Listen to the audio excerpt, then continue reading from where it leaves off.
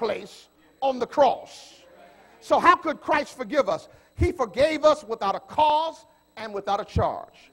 And if we tell the truth, Christ forgave us for a whole lot of stuff. Have I got a witness here? I say, yes, he did. He forgave us for a whole lot of things. I know we like to holler, I'm chosen by God, I'm his child, I'm saved, sanctified, filled with the Holy Ghost. But if it weren't for God's forgiveness, come on, I say, if it weren't for his forgiveness, Jesus would have never allowed himself to be captured in the Garden of Gethsemane. If it wasn't for God's forgiveness, Jesus would never have been beaten all night long with his skin tearing and his body bruised and battered. If it wasn't for God's forgiveness, Jesus would have never allowed nails to be put in his hands and feet. If it wasn't for his forgiveness, and let me tell somebody here, he forgave us for some stuff we can't talk about in church.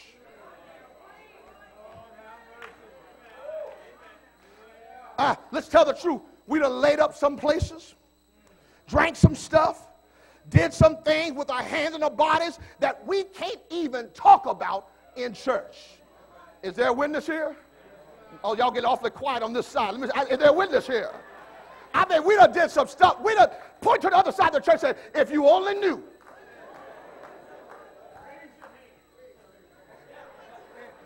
Pastor Neil said, raise your hand.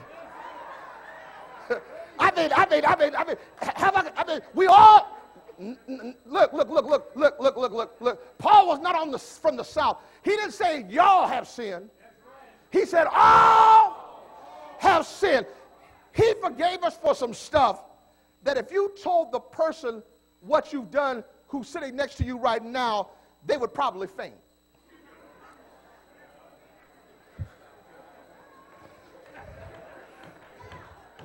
Somebody ought to help me here.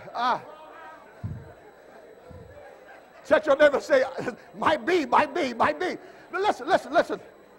He forgave us for the low down and the dirty stuff. That stuff that was back in the booth, in the corner, in the dark. That back in the day stuff that we've done. And I want to tell anybody here who has not come to Christ because you feel like you've done something wrong or that Christ will never forgive you. Let me tell you, you're in a room full of folk who messed up at least once.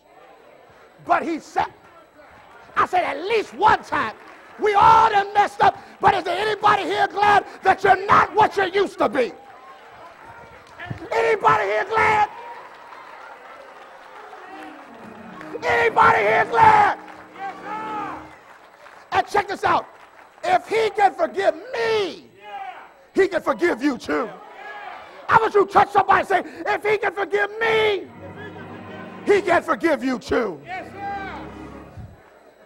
And his forgiveness is manifold. He forgave me for the stuff I used to do. He forgave me for the stuff I'm doing now. And he'll forgive me for the stuff. Help me somebody. I don't want you to walk out of here till you know he can forgive you too. Matter of fact, look at your neighbor and say, if you only knew what I used to do. But he forgave me.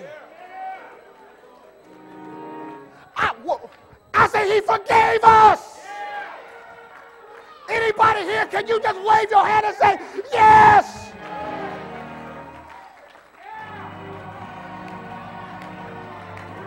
He forgave.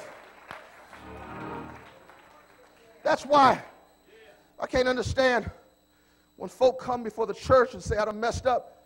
Some of y'all look down your long pointed noses and act like you ain't never did nothing wrong.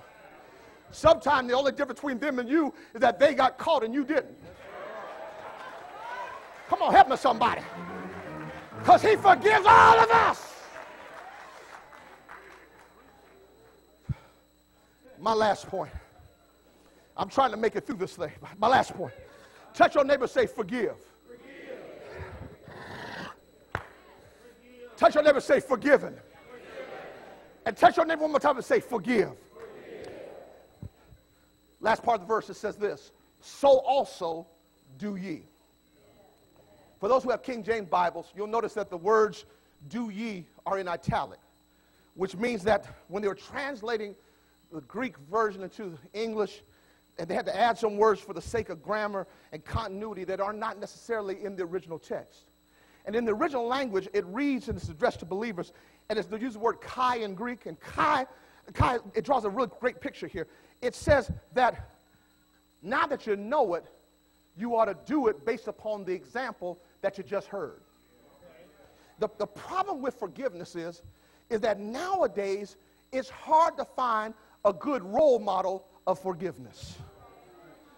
Because when you look around your house, you got some bitter folk. Come on, help me somebody, who don't know how to forgive.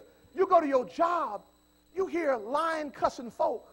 Come on, help me somebody, who don't know how to forgive. You go to school. Have I got a witness? You go to school? Thank you. You go to school and you hang around folk who don't model any forgiveness. So the role model, the ultimate role model of forgiveness is not a man, it's Jesus. Come on, help me somebody. Jesus Christ is our model of forgiveness. Look, listen, have you ever considered all the stuff he went through? The agonies of the crucifixion. I mean, they beat him. They beat him. They beat him. They beat him. They beat him. They beat him. They beat him. I'm going to keep saying this, you help me. They beat him, and they beat him, and they beat him some more. He never said a mumbling word. They walked him through the streets. They crucified him. And as he's hanging on the cross with his blood pressure going through the roof and his heart racing, he looks up to the Father and says, Father, forgive them, for they know not what they do. Jesus is the role model for forgiveness. This word so also suggests that if he did it, you can do it too. Being a disciple means that you have to come alongside of the master teacher. The worst thing to happen to a believer is to get you a church model who does not model godly behavior. Have I got a witness here? Y'all get quiet. We need role models in the faith who love God, who take his word personally, who live life faithfully. However, if you're looking for a role model who's without sin, without guile, and perfect in all his ways, let me recommend my friend Jesus. I say my friend Jesus. Because we learn by his example. If Jesus could forgive us freely, we have the ability to forgive others freely. If he forgave and forgot, we got to be able to forgive and forget. If he forgave and loved those who hated him, we got to be able to forgive and love folk who hate us as well.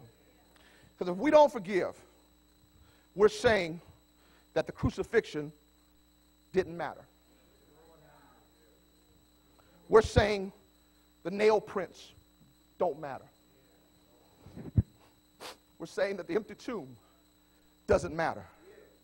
We're saying that the heavenly home doesn't matter. But is there a witness here? It matters. It matters. It matters. I found out something. Forgiveness is not a pretty word. The writer Philip Yancey once said, forgiveness is hard, it's tough, and it's one of the hardest things that we ever have to do. And we're not, and check it out of all of God's creatures, we're the only ones who's been told to forgive. You don't have cats turning around and saying to dogs who are chasing them up a tree, I forgive you. Come on, help me somebody. You don't hear deer in the forest say to a hunter while he's got his bead on him, oh, by the way, I forgive you. You don't have dolphins in the sea saying to the shark who's about to eat them up, we forgive